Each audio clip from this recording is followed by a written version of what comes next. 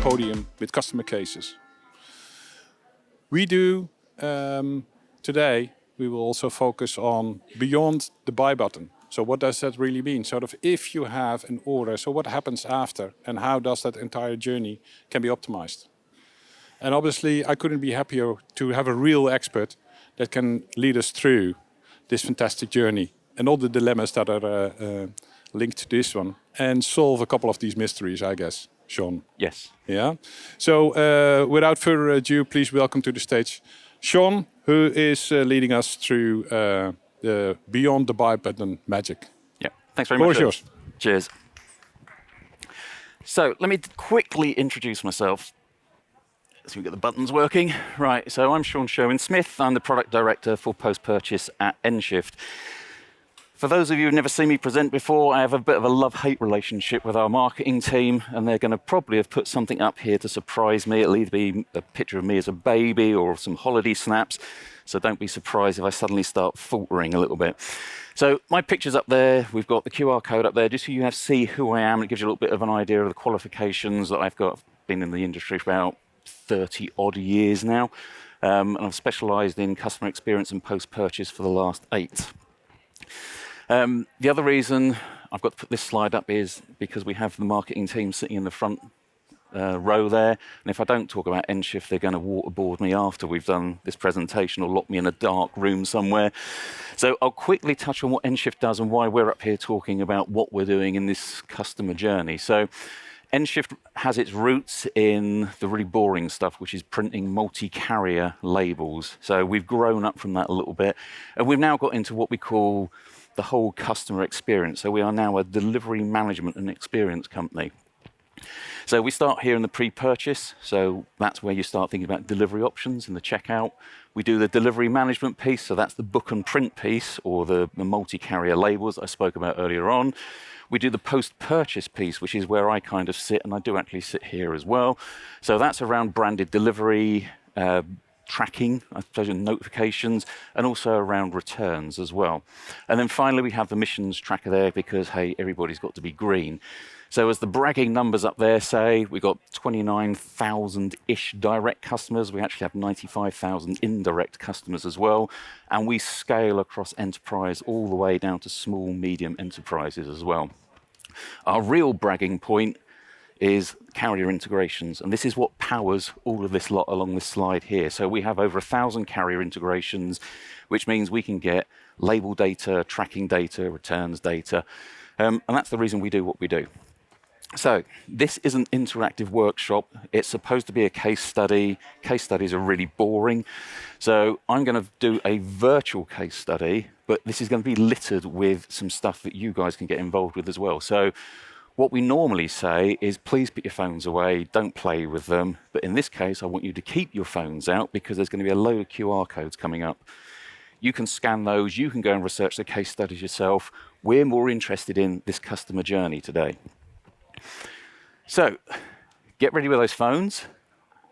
And what we're going to talk about quickly is the customer journey. So this is the loyalty loop. So when we talk about post-purchase, when we talk about delivery management and experience management, this is the journey your customer goes on. This is the journey that you guys will go on as well, because every time you buy from a website, you go through this, okay? So this is really split into two. The yellow side is the kind of acquisition, where I make my decision. Do I want to buy something? And the green side, that is more the kind of the anticipation stage. Now, as with all good journeys, it's as a consumer, I will have the realization and desire that I want to buy or I need something. So the way that normally goes is marketing will get hold of you and spend a lot of money doing that. You identify the desired item, which retailers generally spend a lot of money on, trying to get you to convert and do that. Select the item, put it into your basket, you pay for it, and then it's job done. Now, the one thing about this is, at that point, a majority of retailers will literally take the parcel, throw it out the warehouse, along with this relationship that you've just built in this whole yellow stage, and hand it straight over to the carrier. That's not a great experience. So what we do within our realm, and you'll probably recognize from the last slide some of the pieces there, we do delivery options, multi-carrier labeling, tracking, Environmental, we do the click and collect in store. We do the returns, and there's also the recycling bit as well, because the journey is all the way through here.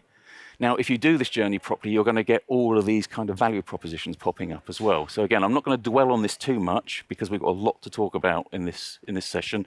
But if you get this right, what you actually do is you help the customer bypass the yellow bit and go straight into the buying bit and the customer experience post-purchase. So how do you take customers on this kind of journey? So how do you take a customer from, and this is Anna, by the way, and I'll explain who Anna is in a second. How do you take them from that frustrated kind of feeling to a place of actually falling in love with your brand and turning them into a loyal advocate? So let me tell you a little bit about who Anna is. So Anna is your atypical Gen Z, 25-ish type consumer.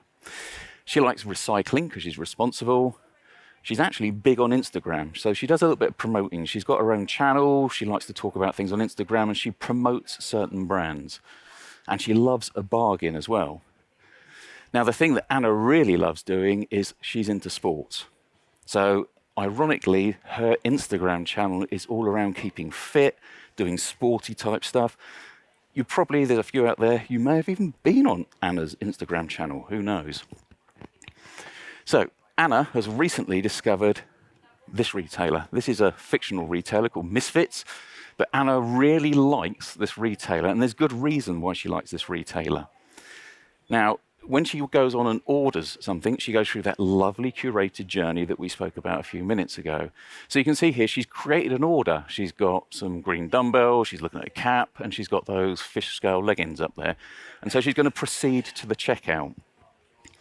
Now, historically, when she's gone to a competitor's website, she gets this kind of lame, bit limp, bit rubbish delivery options.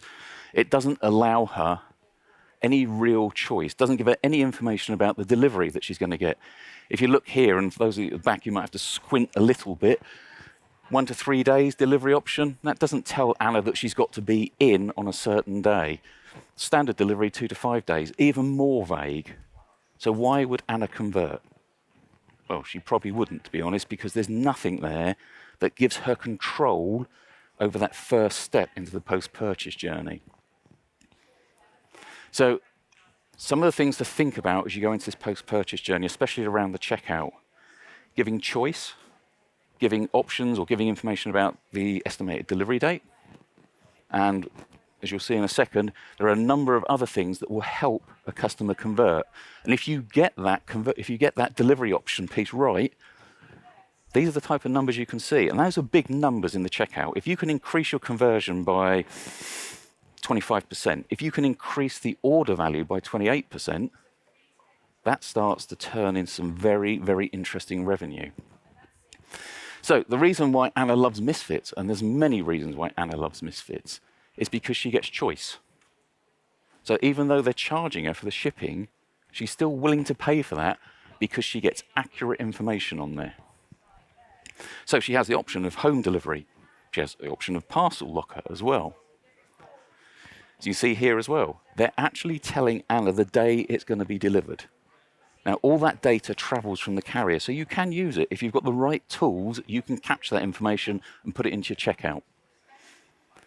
The other piece here as well, so this is a little bit of a psychological trick, which is lucky because this is all around the psychology of the customer journey. The human brain is very good at processing color and images. In fact, it's 50 times faster than trying to read something. Okay? So having these badges or tags means that as a consumer, you can spot the services that actually align with what you want to do. Is it an express delivery? Is it a sustainable delivery? So use these type of badges in your checkout to help the customer convert quicker. You can do other clever things as well. Think about when you're in that moment of choosing your delivery option, about getting the customer interested in converting but spending more. So we call this countdown to free shipping. So spend another €10.45 and get free shipping. So that encourages you to go out there and buy something else, put it in your basket, and then convert to get the free shipping. You feel like you've worked for it, so you will convert. Now, the really clever bit is if you then put free returns in there as well. You're not only offering free shipping and a free return journey if you don't want the item that you're ordering. What you're actually doing there is reinforcing with the customer that you have a very good return solution. So keep that in mind. This is a big converter in the checkout. When you talk about returns, you should not fear the power of having a decent return solution. So in this case, Anna's really happy with what she wants to buy. She's really happy with the price she's going to pay, the carrier options she's got. So she converts. And by converting, she's getting her order confirmation email. And you can see down here, track my order. So we're moving out of the checkout space. We're now moving into the proper post-purchase journey. Now, again, Anna has had experiences, and I apologize if there's anybody from DHL, this is not me picking on you. She's had experiences in the past where she goes through exactly what I described, where a competitor of Misfits has actually handed the parcel and the relationship over to the carrier. And as you can see as an example here, and again, this is no disrespect, and it's not because I hate DHL, is that this is DHL talking about their services. Why do retailers pay thousands or hundreds of thousands of pounds to win a customer, convert them, and then go, thanks, bye, and then spend thousands of pounds trying to reconvert them later on? Why not keep them joined up with you now? So we have a customer in the UK, Quiz UK. They use all of our products. They have gone live with our tracking solution a few months ago. They've seen some really interesting results coming out of that. Have a look at that case study. We talk about marketing in these experiences. So what you see here is an exact example of that. So this fictional company, Misfits, don't only use moving imagery in their branding, so it's quite down with the kids, a bit TikTok-esque. Hey, we're appealing to that sort of generation, but they're putting marketing in here as well. So that marketing is really powerful. And it's really powerful because in your standard email marketing campaign, you fire out click-through rate, 2.5%. In this journey, anywhere up to 30%. Quiz Clothing actually see 15%, and to be honest, they don't put a lot of effort into the marketing, but a 15% click-through rate with customers who are already engaged with your brand gives you a much higher conversion rate as well. The propensity to want to buy more stuff when you click back to the website is around 50%. So again, it's a really powerful way of communicating with customers. So that's how that marketing piece works. It's to encourage people to click through. So what you're actually doing is making your post-purchase journey a new marketing channel. Now, traditionally, what our salespeople do at nShift, we'll go and talk to logistics people. But now what we're doing is we're talking to e-com, we're talking to marketing. We're actually spreading out across stakeholders who can benefit from engaging with customers in the post-purchase solution. Now, like any good customer experience solution and any kind of final mile journey, we get to the following day, Anna gets her parcel delivered, and you can see here she's got the whole parcel bit, she's got the confirmation to say it's delivered. Now, it could be that it's been sent to a parcel shop, and that's telling her to come and collect it at the parcel shop. Again, it's branded, so it still makes her feel like Misfits love her. Now, one of the other bits in here as well, you might see play hard, win big, and we'll get to that in a minute. But again, they're not missing an opportunity to market to Anna, but they're also doing this, which is quite subtle, so we're not screaming about it, but return or exchange your solution. So for those who are flicking between the channels, what Helen's talking about over there with returns is the type of thing where you want to be able to push them to a carrier that can do returns well.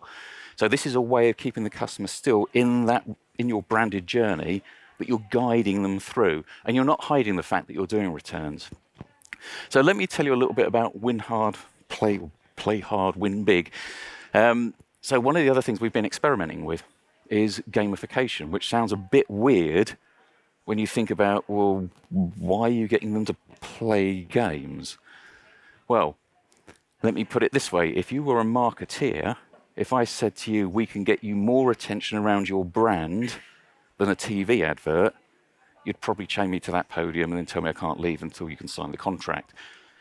We've been running experiments over in the Nordics around these games. And we've actually got, in one of our apps that we've built, we put one of these games in there a couple of weeks ago, and it saw 13,000 people play the game in the space of a week. The average playing time was 17 minutes. The average TV advert gets 7.5 seconds of attention. So this is a customer who's already quite enjoying their journey, now playing a game, getting a couple of hundred points, and winning a voucher to go back to your website and spend that voucher, because by God they've worked for it, so they're going to spend it. It's a psychological journey you're taking the customer on. So think about the journey now, a few days later. So Anna's been off doing her thing. So you can see she's been off doing selfies. She's been off doing stuff on her Instagram channel. And she obviously works at nShift because she looks really bored. So let's see what she's got up to now. So Anna's actually decided that what she's received a few days after she got it, she doesn't actually want it. I'm going to return it. So remember what I said to you about making it easy for a customer to return something, because that's a feel-good factor. That's something that they think it's really easy to trade with you as a retailer. So giving somebody a paper form, which, to be honest with you, 9 times out of 10, that paper form will be in the bag or in the box. 1 time out of 10, it won't be, because people have forgot to put that in there, or it's just got lost. And the likelihood is, 2 or 3 days later, Anna's probably got rid of the form anyway.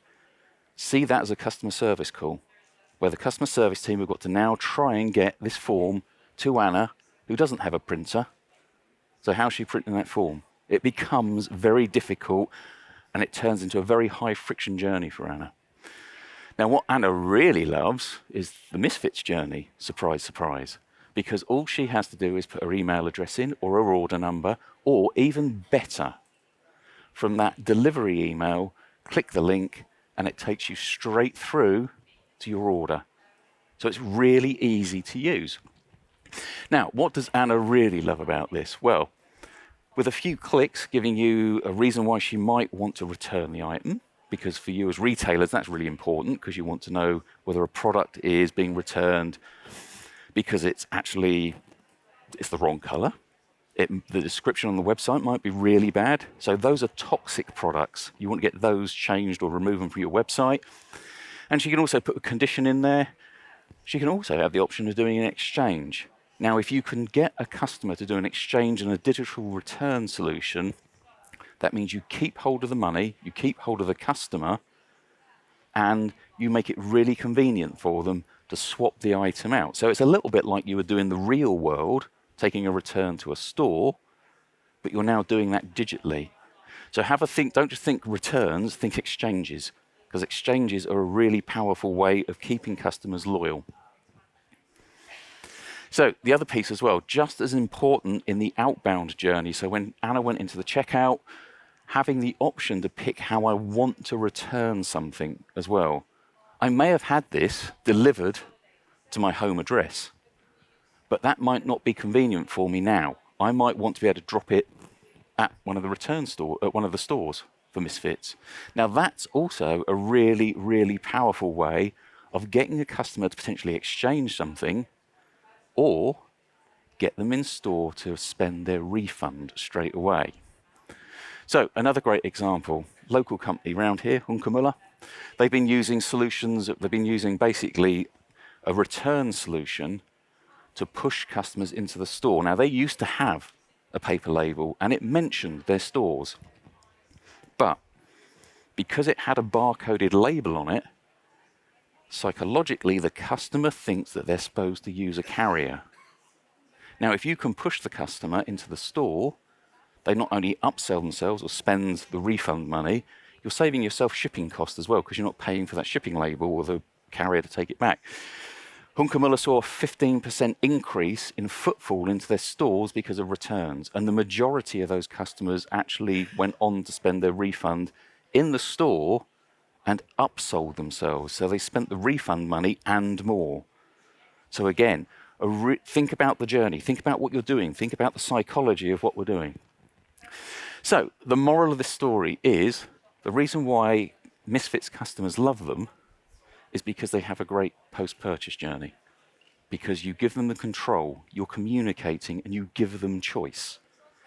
Now, up there's a little QR code. If you want to go and see what Anna's journey's like, scan that. It will take you to our demo store, and you will get this experience. You will get to play with all this stuff without having to deal with any of our salespeople. And then you can, you will have it on your phone. You can show it to people and run around the building and explain why post-purchase is particularly important. Now, I've told this like a story because the whole of this presentation is about psychology. The way the human brain processes information is if you tell it as a bit of a story, you'll remember it a lot better. But just like every story, this one has a twist in the tail, because otherwise I'm going to finish really early and Ernst has got to make up even more questions to ask me. So, Anna is not the lovely little Gen Z angel that we've made her out to be. In fact, she's a little bit of a minx, because Anna does something a little bit sneaky. Remember you saw that photograph of Anna doing her Instagram? That's because Anna's actually buying the kit, wearing it, photographing herself, plastering it all over Instagram, getting all those likes, and then returning it. No intention of buying it, no intention of ever using it, apart from maybe making it a bit sweaty, then sending it back because she's done a workout routine on Instagram. So Anna thinks she's quids in. Anna thinks that, wow, this is just easy. Now, there is a positive element to this because Anna is actually an influencer. So you can't say that, right, let's just cut her off. So you've got to think intelligently about how you do this. Now, you saw how we get things like the reason code, how you can actually put in the condition of the product you're sending back. The other piece you get is obviously all the data about what customer is returning what. So if somebody's returning their whole order every time they buy something, that should flag up. So that would flag Anna up as a corrosive customer. Okay, so think about toxic products, think about corrosive customers. So what Misfits do is they get a warning from their data that says, actually, Anna's been a bit naughty. So we might want to try and do something about that. So do you remember when we saw that free shipping piece? Pay an extra €10 and get free shipping. Take that away. Offering free returns. Take that away. But you don't block Anna from buying product, because that's a bad experience. What you're doing is very subtly and psychologically trying to persuade her that she might want to keep some of the stuff because she's now having to start to pay for part of that journey. So it subtly changes her behavior. So it really gives Anna something to think about now, about how she's behaving and how she's engaging with that retailer. So, in summary, think about choice. Think about the convenience of where you're getting a customer to pick their order up or how they're getting it delivered and where they can return it. And think about the communication. Don't drop that communication in the post-purchase journey, because if you do, you have to spend a hell of a lot of money to reacquire that customer once they've had their order shipped out your warehouse. So if you want to learn a little bit more about that, if you want to be jumped on by our salespeople and enjoy that sort of experience, then come to stand B65. We're all over there. We'll be there tomorrow as well. And I think I'm going to hand back to Ernst now to answer some difficult questions, I'm suspecting. Well, thank you, Sean. Give him a first big hand already. Yeah. And I'm not sure whether Anna is truly your girlfriend, but I'm sort of suspicious on that one. She should be so lucky. Yeah, could be. Let's not elaborate too much on that one. That's not what we're here for today. So, any questions already from the audience on, let's say, the entire system and then the process? Because we're talking about the digital buy button, we also talk about probably the digital buy box, right? Sort of how do you put people into a space that are really actually going to be persuaded into buying your product with the e-commerce? Maybe to elaborate a little on that one. So you have a lot of data apparently also, let's say on a meta level, on how customer behavior actually translates into certain behaviors with regards to a purchase. So collecting those data and sort of engaging with your clients. How would you see that? Is this a persuasive? This is probably one of your most persuasive arguments. But how would you sort of cleverly play that out from a meta level, also to see sort of for the individual customer how they can be best helped by you?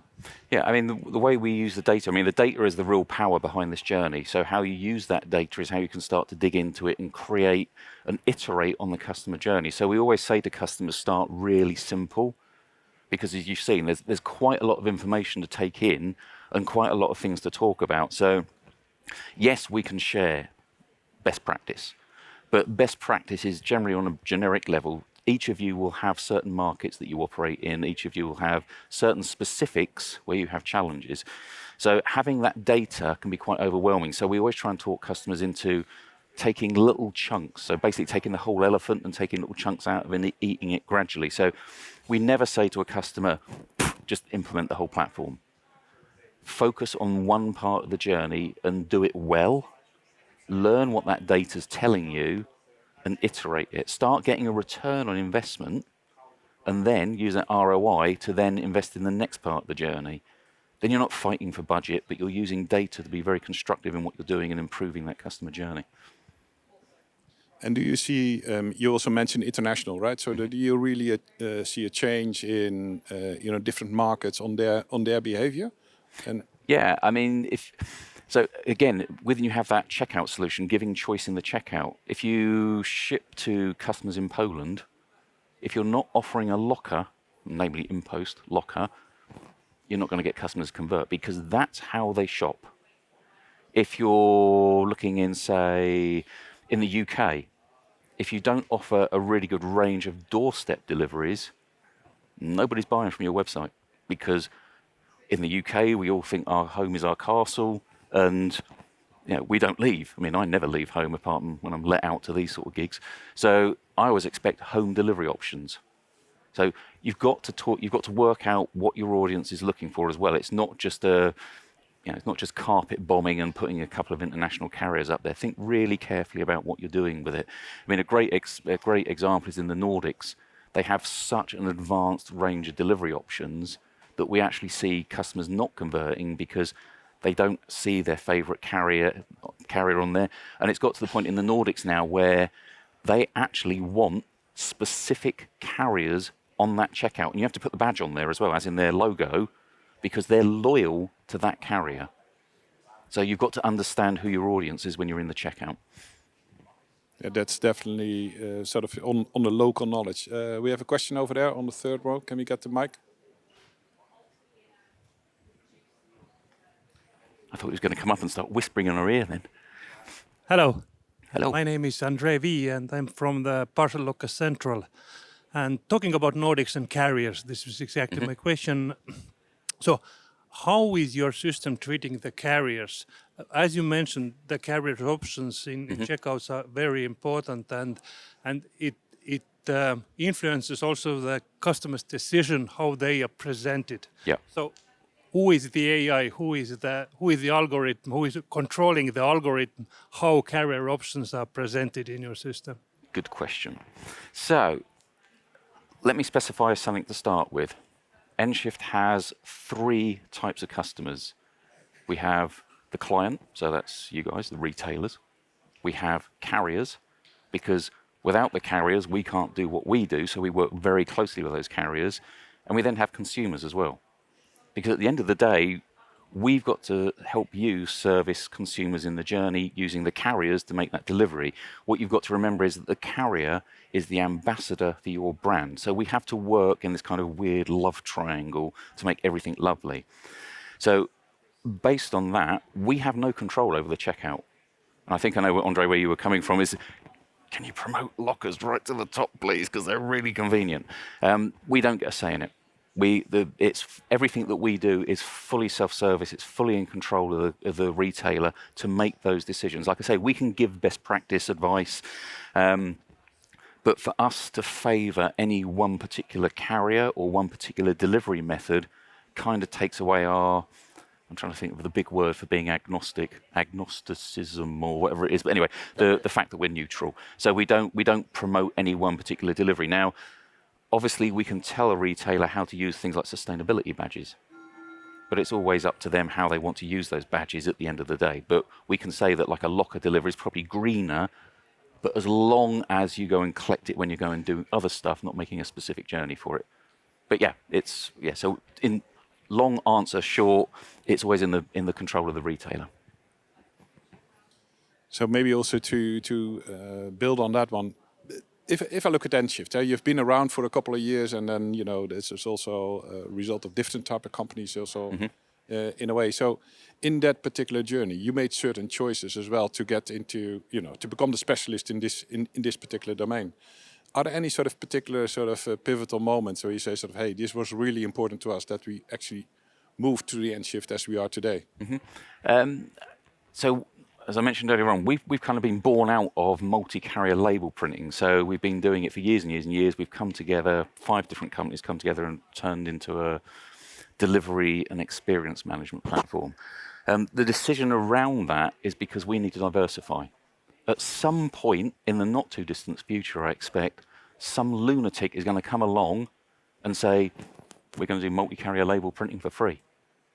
And suddenly our revenue just drops away. So does MetaPack, so does SendCloud, so all of us who use this kind of label mechanism as a revenue generator will suddenly lose all this revenue. So hence we're pivoting really quickly. And I mean, I joined nShift 2 years ago, and we've now got this lovely platform that you've seen. So we're in a position now that if that lunatic does land, we have got other products. We'll see a drop in revenue, but we won't suddenly just fold on ourselves because we haven't got that revenue stream, because we've got other successful revenue streams growing already. But that time will come. At some point, either labels will die out and it will turn into some other technology, like RFID may suddenly get so cheap that you can actually embed tracking into the packaging that you're using, in which case you won't need labels.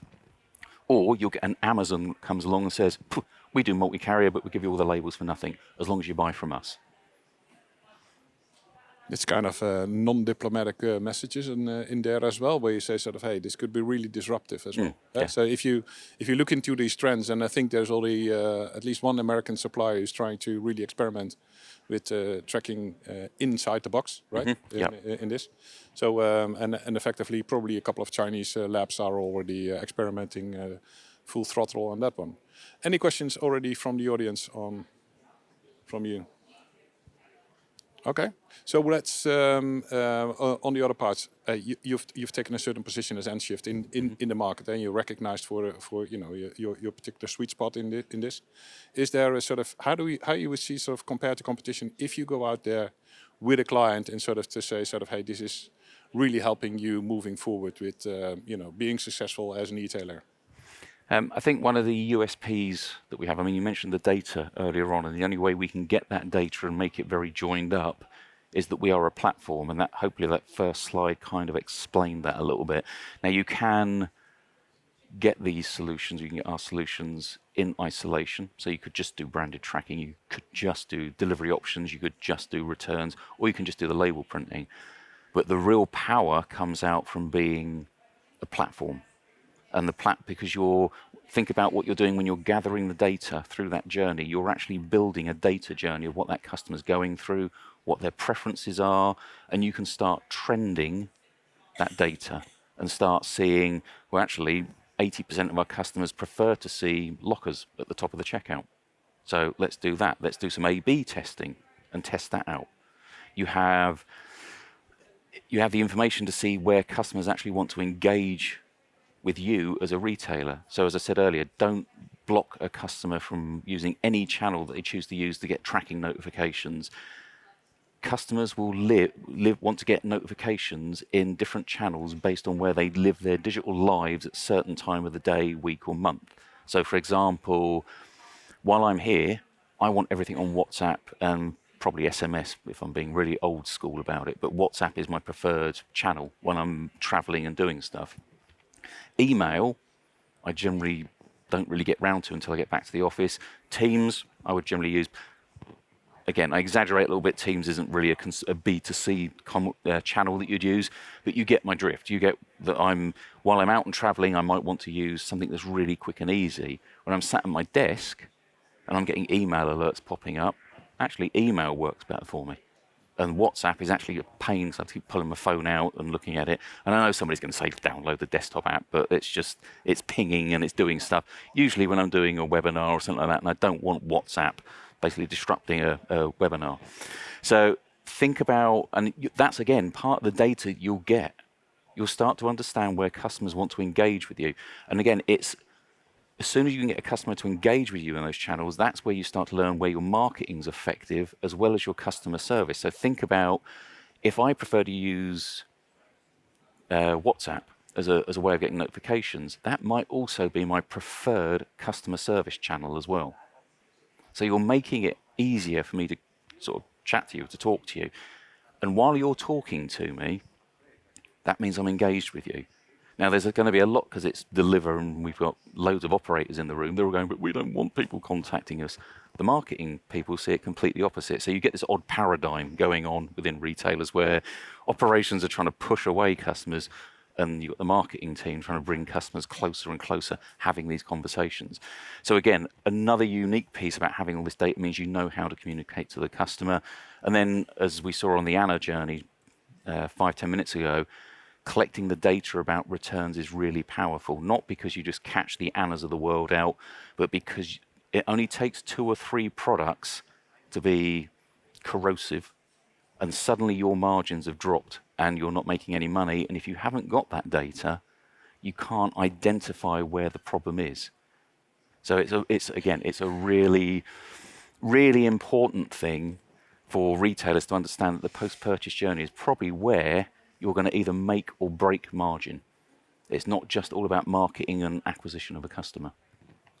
No, I think, and you were talking in your presentation also about reason codes for returns, etc. So if you capture those well and analyze, then you can further build on that one. I would like to take another step what we see happening in the market, because quite a few retailers in the room also asked me, so what do you think about some of these Chinese e-tailers coming into the market very aggressively? Seem to be at rock bottom prices, etc. So it does seem to be sort of eating out from the margins. Taking that as a reality, that it's going to evolve a little bit over time. You can also sort of predict that it might not be sustainable, but then again, it is still there. So what is it that nShift could do, sort of also, facing that competition, or how would you embrace that into your offering? Yeah, I think that's a really good question when you talk about China coming in and selling product probably 10-15% cheaper than what we're selling it for in Europe. The thing that, and we talked about a game-changing disruption. So at the moment, everything is focused on cost, and that's what catches the customer's attention. The thing that's actually happened in China is the advent of WeChat. WeChat is the ultimate Swiss Army knife of how I live my life. I can order a takeaway, I can buy stuff, I can track stuff, I can return stuff. You're seeing the trend. The Chinese carriers and retailers are hooking into where they talk to customers. Now, that doesn't take a great leap of faith for Chinese retailers to say, well, why don't we hit the UK with WhatsApp? Why don't we hit France with Google RCS? Because those are the channels where those customers live their life. So doing that really nice customer experience, and we talked about communication, choice, convenience, having your order in that channel is where I want to live my digital life. And I keep saying this phrase, but it takes a long time for retailers to generally start realizing that firing an email out really isn't going to cut it anymore. Because you speak to my daughter, she's 20 years old. If I email her, forget it. You're not going to get an answer from her. You WhatsApp her, and she's back usually within about 5 minutes and asking if she can spend some of my money. But she lives in that world. She lives in that fast response time. And that's where the Chinese are going to hit us next. It won't just be cost. It will be in how they're talking to your customers or your potential customers. So you're going to have to meet them head on. And that's where the disruption is going to come from, because they're going to get this customer experience bit that they've learned through WeChat, and they're going to bring it into Europe and bring it into the US, and the battleground will grow from not just being a cost one, but it will grow into a customer loyalty and customer experience battle as well. Yeah, I think there will be plenty more to say about that. And it's not only the Chinese; it's obviously it's a bigger thing, from let's say low-cost manufacturing countries that are bringing a lot of stuff into the market. And let's also bring into another angle into what nShift is about, because one of the things that is very adamant also on at this conference is about the talent. How do you stay as nShift also be an attractive employer? You are a young talent, obviously, in being hired into the group. But in order to sustain also your the proposition and the position that you have in the market, how do you sort of stay an attractive employer to further build your business? Yeah, now that's a really interesting question, because we've actually done a lot of soul searching over the last 2 years about not just what our products look like on the front end to a consumer, but also what they look like on the back end as well.